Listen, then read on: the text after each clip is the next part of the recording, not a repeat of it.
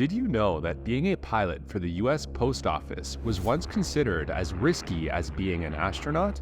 Let's delve into the deadly yet thrilling origins of the first US airmail pilots who shaped the future for communication.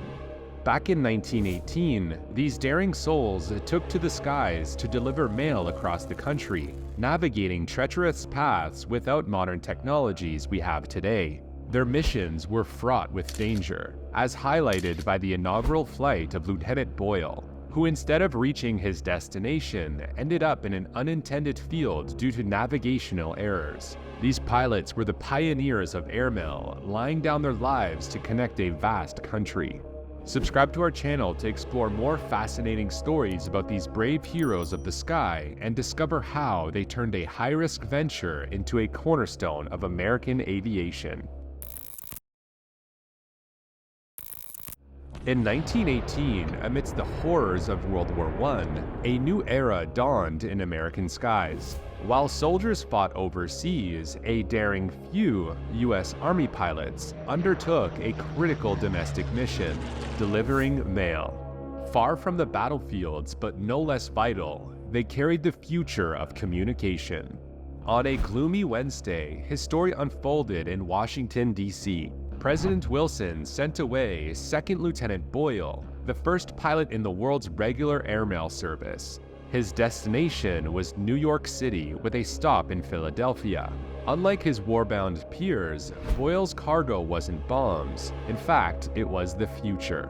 Tragically though, his inaugural flight wouldn't reach its first stop. Despite having a map, Boyle strayed off course south after takeoff, forcing him to land safely but roughly in a Maryland field. The damaged propeller meant the mail continued by train, an abrupt return to the old way. 2 days later, another tragic mishap in Virginia ended Boyle's postal flying career. The lieutenant's blunders underscored the immense risk of launching airmail during aviation's early days. Many doubted mail by air could work, admitted Otto Praeger, a high-ranking postal official. Even aircraft makers opposed it, lobbying against the project. But Praeger, determined to revolutionize mail delivery, pressed on, aiming to make airmail as permanent as trains and ships.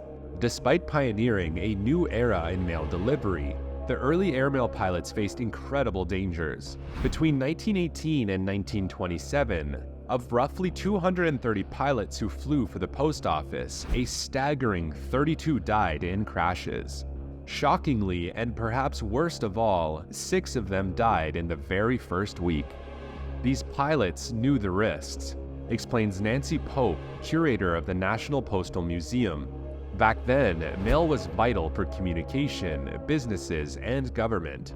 Everyone relied on it. It wasn't just casual messages. Public fascination with the new airmail service soared.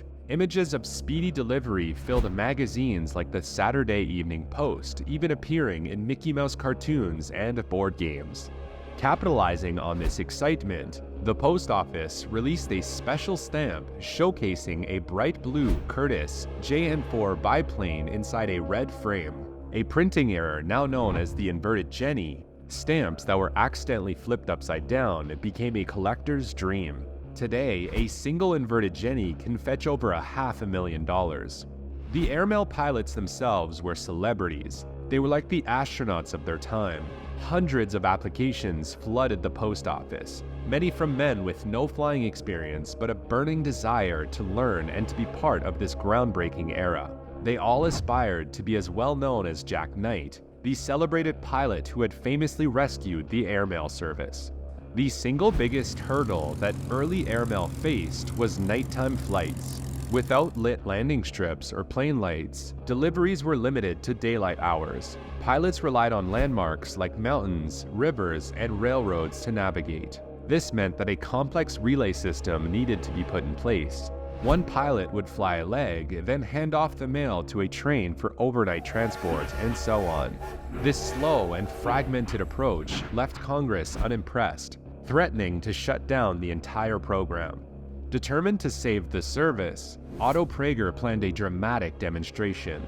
Teams would fly continuously day and night to prove airmail's capabilities. On February 2nd, 1921, planes took off from both coasts, aiming to meet in the middle. Unfortunately, however, disaster struck. Westbound flights were grounded by snow, while a pilot heading east crashed tragically during takeoff. And this ultimately is when Jack Knight would be pushed into the forefront. He was a previously injured pilot from a previous crash with a broken nose and concussion, but still, he was the last hope for a struggling airline service. He was initially scheduled to pilot a segment from North Nebraska to Omaha. However, upon his arrival, he found himself in a worsening snowstorm with his relief pilot absent. Faced with the potential shutdown of airmail, he had to decide: abandon the mission or brave the blizzard at night, flying over unfamiliar terrain. He unselfishly opted to continue, navigating towards Iowa City, where the landing field was marked out by barrels of burning gasoline for visibility. After refueling, he waited till dawn and then proceeded to Chicago. His arrival was met with significant media attention, and his effort influenced Congress to maintain funding for airmail. Jack Knight continued his flying career with the United Airlines for many years following his pivotal flights. Fascinatingly, the birth of America's commercial aviation largely stemmed from the airmail sector. In 1925, Congress passed legislation allowing the post office to hire private airlines for mail delivery. By 1927, all airmail services were outsourced to these growing carriers. It wasn't until the 1930s that airlines like TWA, Pan Am, Delta, and Varney started gaining enough passengers to cover their operational costs. These early years were sustained significantly by airmail contracts and the employment of former post office pilots. The post office agreed to equip commercial pilots with the same cold weather gear used by the airmail pilots. When Eddie Allen, one of the pilots, learned of this, he requested his old gear in a letter to his former employee. He expressed a desire to keep his equipment as a keepsake and a token of appreciation for his dedication to the airmail service.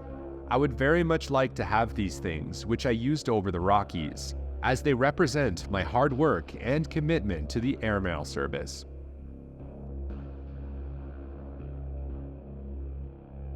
If you enjoyed learning about the brave and daring airmail pilots who helped shape the future of postal services and aviation, please like, comment, and subscribe.